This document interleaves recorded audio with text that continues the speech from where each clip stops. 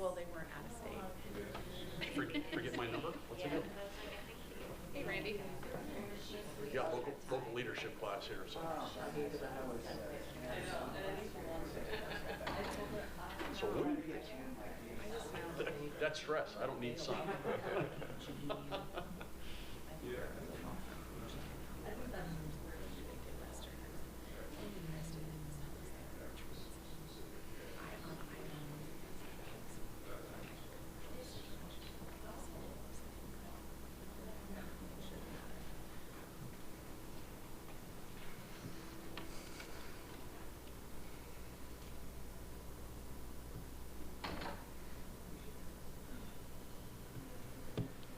Your wife's taking on her part-time job again of selling things. She just gets... Well, for Suzanne, so. Yeah. Are they moving? Yeah, they moved to Tennessee. Because the kids are all gone.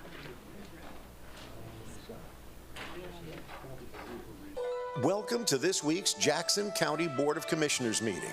This meeting is held in the Jackson County Courthouse Auditorium at 10 South Oakdale in Medford. This meeting is held every Wednesday morning at 9:30, as long as a quorum of 2 commissioners is available to conduct the business of Jackson County. Your Jackson County Commissioners broadcast this meeting over Rogue Valley Television, and it's available for streaming and review at jacksoncountyor.gov. Under the Government tab, under Recorded Meetings, click on RVTV Live Streaming. The types of business that occur at this meeting include public hearings, official voting on actions by the Board of Commissioners, presentations by departments of the county, and recognition of service that makes our county great. Agendas of the meetings are posted on the Commissioners' Bulletin Board and released on the county's website and through local media in the time required for public notice. Many of the conclusions on the business presented to the Board of Commissioners have been discussed in detail and prepared by the administrative office and staff prior to consideration at this meeting and the official vote. These prior discussions also have been properly noticed and the work done in a transparent manner. We encourage you to come and experience the process by attending any of these meetings or watch online at jacksoncountyor.gov. And now, your Jackson County Commissioners, Rick Dyer, Colleen Roberts, and Randy Sparacino, working for you. Well, good morning. I'll call to order the Board of Commissioners regular meeting for March 19th, 2025. It's 9:30 in the morning, and we're in the Courthouse Auditorium and on audio-video conference. So we'll begin with the Pledge of Allegiance. If you stand and join us. Pledge allegiance to the flag of the United States of America and to the republic for which it stands, one nation, under God, indivisible, with liberty and justice for all. Thank you. And we'll begin with the requests for and discussion of non-agenda items. It's a 5-minute limit pursuant to the codified ordinances of Jackson County, Section 213.06. Members of the public may address any item not on the agenda. However, pursuant to ORS 192.640, the Board of Commissioners is prohibited from discussing a principal subject that is not on the agenda. Therefore, the Board of Commissioners will listen to your concerns and may consider the matter you raise by asking staff to follow up on any questions or by placing the matter on the agenda for discussion at a future meeting. So we have a sign-up sheet in the auditorium, and we'll start with that, and we will also bring anybody that's online. But first on our sign-up sheet is Scott Fine, our county surveyor. So come on up and if you give your name and address on when you come up, and then you can begin. Right. Good morning. I'm Scott Fine, Jackson County surveyor. Work address here is at the courthouse, 10 South Oakdale. Just wanted to, give the public update, give the board an update. This has been a challenging year with budgeting, vacillating revenues, unanticipated costs that really are not even local, and things that we have to plan for.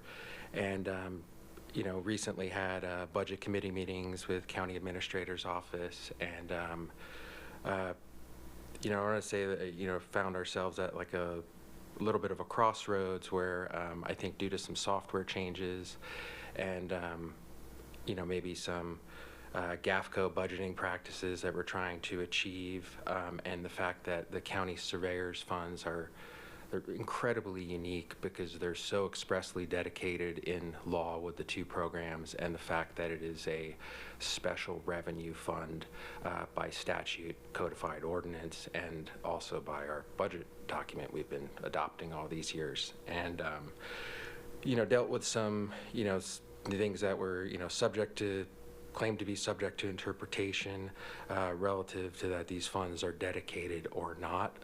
We've been through this around here over the years, and maybe we've need a refresher. But, worked very closely with Eric Spivak in 2013, and actually prior before him, Debbie Taylor, the auditor, related to corner funds. And we have I think we've done a great job.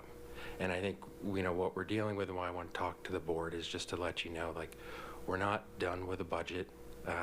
We're still, unfortunately, in the reevaluating what we refer to as department requested. And what this is being driven by is trying to forecast where we're going to be at the end of this fiscal year with wildly vacillating revenues on recordings from the clerk's office and maps and plats. The money comes each month. And fortunately, we've done an outstanding job in the past with forecasting what we call beginning fund balances of those reserve funds, because this is almost like a county road fund to an extent, where they hold a bunch of money for bridges. We're dealing with the public land survey system, and we're dealing with survey records and other survey monuments that we're responsible for. So I just wanted to put it on the public record, and I know everyone's busy. I'd encourage all of as commissioners, if you have any questions about this, I'm totally available.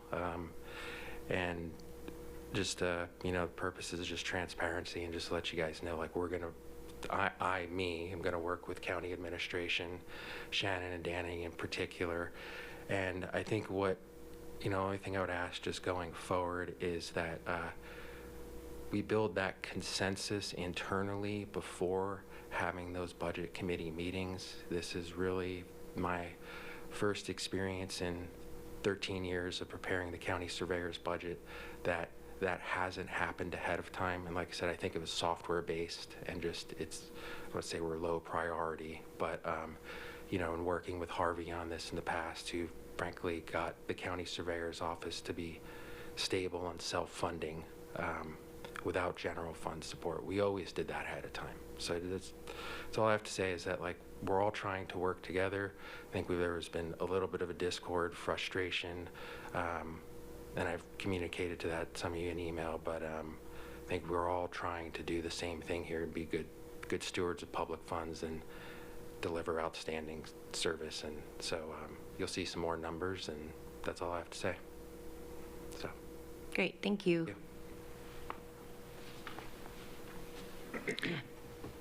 Next on the agenda is Brad Bennington. Commissioners, good morning. Brad Bennington, 2886 Orchard Home Drive. And I also wanted to give concerns I have regarding budget situation, a little bit larger scale. So what we know is that so many states rely heavily on federal contributions. In Oregon, I think it's close to 30%. I think Oregon's got about I'm not sure exactly what we're looking at for the coming year, but I think we're around $27 billion budget for the state of Oregon. About 30% of that is federal downloads. And I don't know how much of the funding that Jackson County depends on that comes via that federal portal. I know that Administrator Jordan knows. I think he's pretty much got all those numbers memorized, but it's a chunk. So Oregon, as so many states, depends heavily on these federal downloads to work. And the reason I'm concerned about that is that our current state government has put itself at odds with certain executive orders that have been made by this administration. So if you just think about this just in just really simple math terms, let's just round our state budget off at $30 billion, and let's just say 30% of that is expected to be downloaded from the federal government. So about $9 billion. Well, $9 billion, that's a chunk. So on top of that, we have something else that's been kind of percolating underneath the surface for a while, and we don't know what that's going to look like, and that's Measure 111. So Measure 111, of course, establishes universal health care for anyone in Oregon. You don't have to be a citizen. All you have to do is manage to get your body and your family across the state border, and you qualify for unlimited health care in the state of Oregon according to Measure 111. Don't know what that's going to cost yet, but we know that it got voted in, and it was during a time when several other high-profile measures got voted in. It's just been kind of running underneath. The sponsor for that was, at the time, was Rep. Elizabeth Steiner, who is now our state treasurer. And she hasn't, to the best of my knowledge, she hasn't presented any numbers as far as what that's going to cost. But it's out there. We do know that our neighbors to the south of us did something similar, and we know that their governor, Gavin Newsom, said he needed another $3.8 billion, and then he came back and said, he needed another $3 billion on top of what they were already spending. Then he came back and said, no, I really need about another $4 billion more on top of that. Their budget's much bigger. I think their state budget's about $332 billion, somewhere in that ballpark, I think. But what that means to this county, so our county is very well known for its very successful budgeting techniques and also being to negotiate difficult times. You know, we know in 2020, Oregon and Jackson County got hit with all of the turbulence from the COVID situation. Then we had, on September 8, 2020, we had the Alameda fires, and so we had all kinds of property burned up, so people were unable to produce the property tax revenues. So fortunately, because of sound financial management, our county was able to manage all that.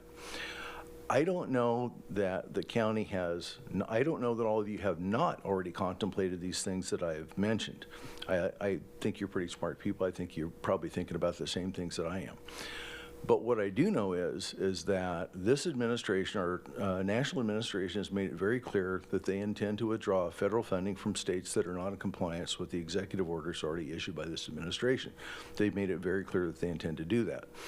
If that happens to the state of Oregon, the downstream effect of that on all 36 counties, and especially Jackson County, is going to be significant, because a lot of that money is money that we depend on, that you depend on, reasonably depend on, to meet your budgetary requirements. So this is just me saying that I know that you're having these budget discussions now, and I hope that some of that is making its way into your thinking so that we can continue to have the well-managed and stable budget in our county that we've always had for so long. Thank you. Thank you, Brad. Is there anybody online that would like to speak? Madam Chair, we have one individual with their hand raised. Okay. And when you are brought in, if you give your name and address for the record, you can begin.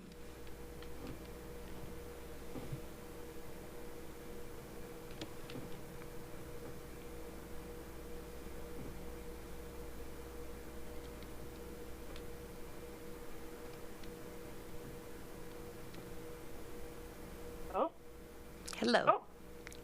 Hi, good morning, Commissioners. My name is Candace Guttridge. My address is 2970 Avenue A, White City. I'm here speaking today on behalf of my neighborhood to respectfully request your consideration of a narrowly tailored noise ordinance addressing amplified music in unincorporated residential areas of Jackson County. I understand the county faces challenges in enforcing a comprehensive noise ordinance, especially given our state protections for agricultural and forestry operations.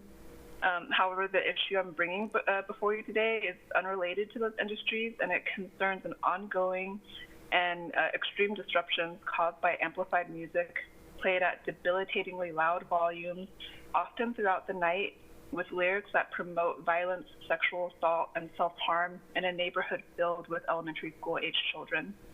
Our community has repeatedly called on the Sheriff's Department for assistance, and while the deputies have been responsive, they're limited in their ability to act due to our lack of an enforceable noise ordinance. I have spoken with Sheriff Sickler, and he said that I could mention his name and mention that he is does see a benefit to having a limited noise ordinance in residential areas of unincorporated Jackson County. Without that, many families with young children are left without any other recourse to address this serious quality of life issue. Again, I recognize the county's concern regarding enforcement issues, and that's why I'm advocating for a narrow, limited focus ordinance that would only address amplified music while explicitly exempting all other working and farm noises. I've already begun organizing my neighborhood around this issue, and we're highly motivated to assist in shaping a workable solution.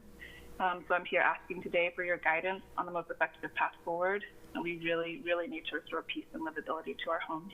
Thank you, Commissioner. Thank you. Is there any other people, anybody else that wants to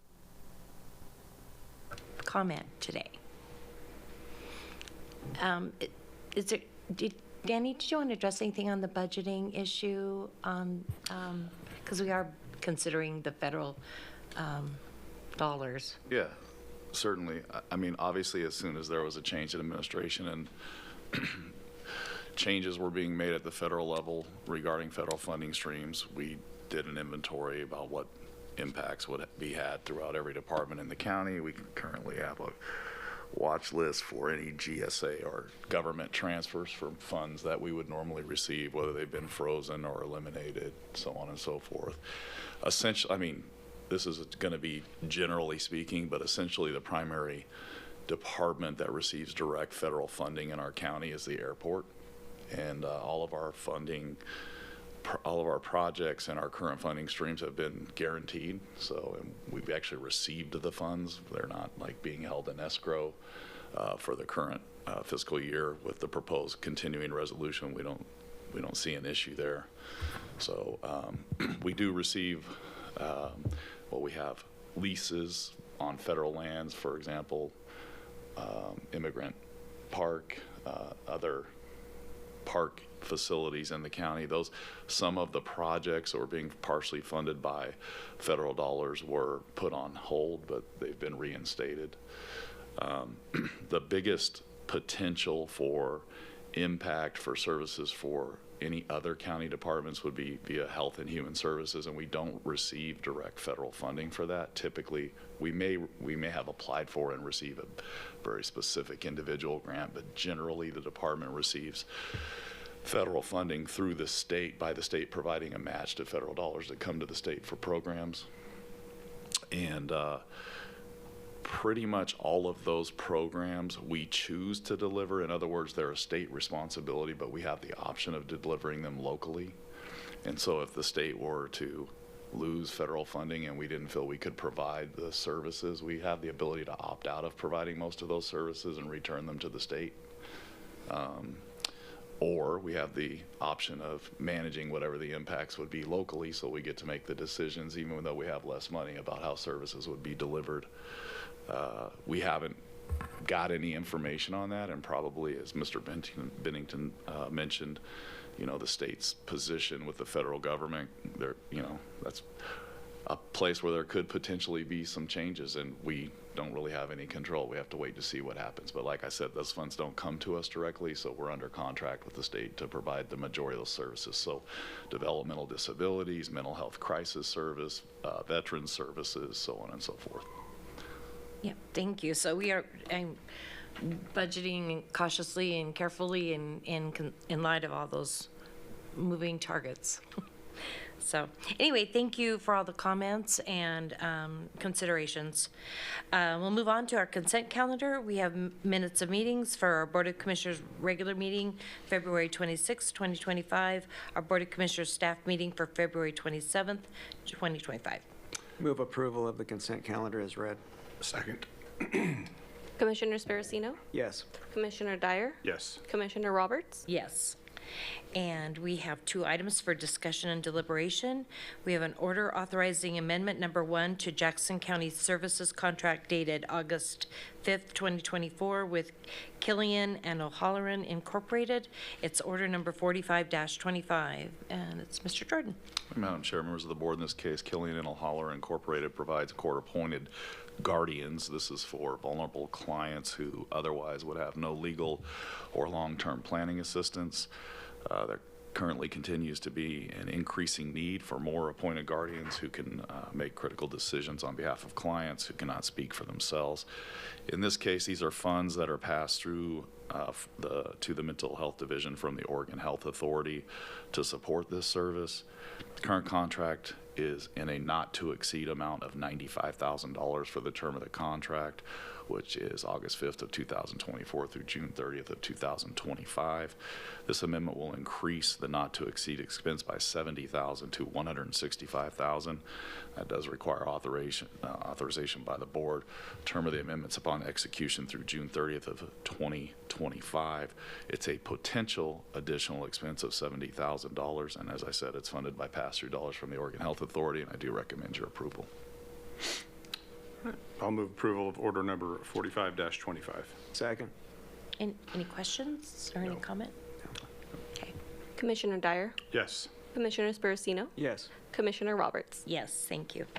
And our final order is a order authorizing Homeland Security Grant Agreement number 24-248 with the State of Oregon Department of Emergency Management, and it's order number 46-25. Mr. Jordan. And Madam Chair, members of the board, in this case, this agreement provides funds for our sheriff's office. They'll be using these funds to purchase a tactical robot that's meant to enhance the safety during emergency response situations. This will allow responders to address dangerous environments remotely, and it'll reduce the need for direct human contact or exposure to potential threats. Term of the agreement's upon execution through September 30th of 2026 for the performance period of October 1st of 2024 through September 30th of 2026. It's a revenue of $60,547, and I do recommend your approval. Thank you. Move approval of order number 46-25. I'll second. Any comments? I think it's fantastic to keep our deputies safe. Yeah. The age of robots is here, even in Jackson County. Commissioner Sparacino, Yes. Commissioner Dyer, Yes. Commissioner Roberts. Yes. And that does conclude our agenda, so our meeting is adjourned.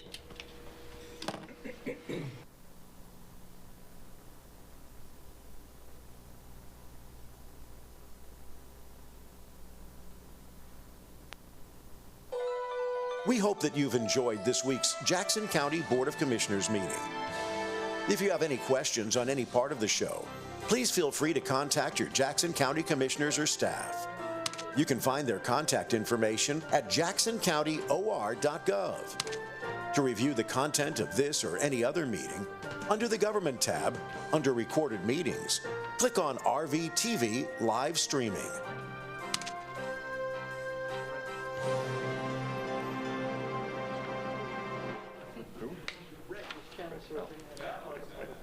Thank